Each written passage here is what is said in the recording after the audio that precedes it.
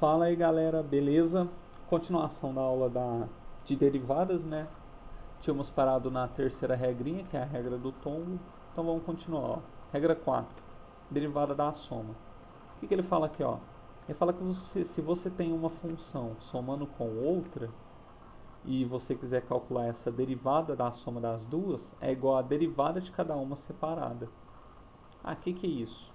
Por exemplo, se eu tenho a função lá, f de x é igual a 2x ao cubo. E uma outra função, g de x é igual a menos 3x ao quadrado. Se eu quiser calcular a soma da derivada, vai ser o que? Se eu quiser a f de x mais a g de x, somar as duas, a derivada disso vai ser igual o quê? Vai ser igual a derivada da f mais a derivada da g. E quanto que daria isso? Ó, derivada dessa daqui, ó, lembra, regra do tombo. O 3 desce, tira 1 da potência, então ficaria o quê? Ficaria 6x ao quadrado. Na g, derivada do tombo, 2 desce, tira 1 da potência, vai dar, só que tem um menos 3 aqui, né? Então vai dar menos 6x. Por que é importante isso aqui, ó? Lembra que a gente viu, ó, nos casos onde eu tenho a função somente com um termo só, né? Para funções maiores, isso já é aplicável. Então, isso daqui, ó, tá querendo dizer o quê? Se eu tenho uma função assim, ó, f de x é igual, vamos supor, 5x ao cubo mais 3x quadrado menos 2x mais 5. Como é que eu faço a derivada dessa função? Usando essa regra aqui, ó, derivada da soma.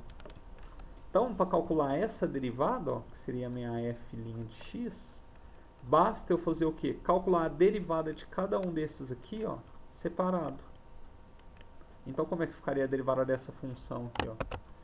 O 3 desce, então vai ficar 15x quadrado.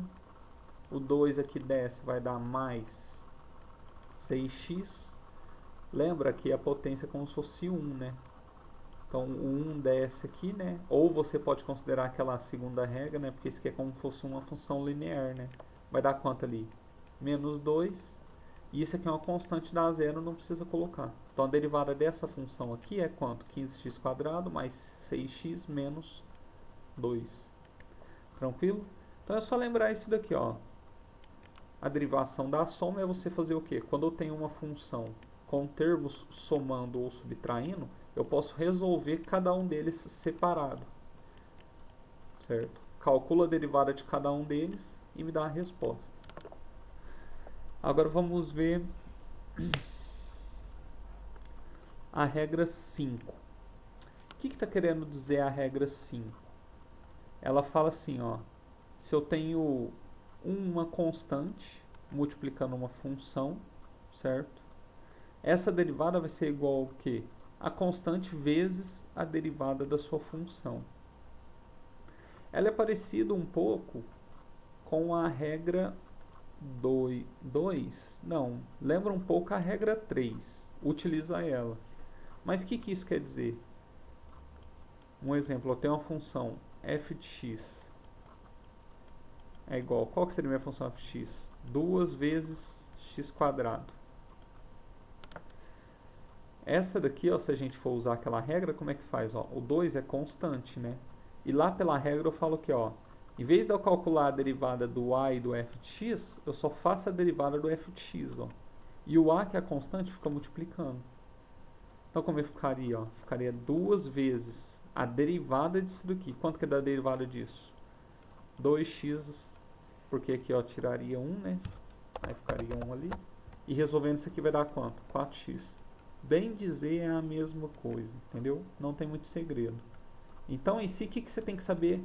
Principal, regra 1, regra 3, porque dá para chegar na 2, regra 4, a 5 é consequência das outras também, Agora, essas duas aqui, ó, do produto e do quociente, elas são essenciais porque vão ter muito exercício para poder resolver assim.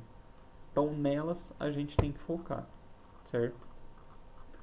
Então, ó, nessa videoaula eu vou parar aqui, senão ela fica muito longa. Na próxima videoaula eu vou gravar referente à regra 6 e 7. Então é isso aí, galera. Um abraço, até mais.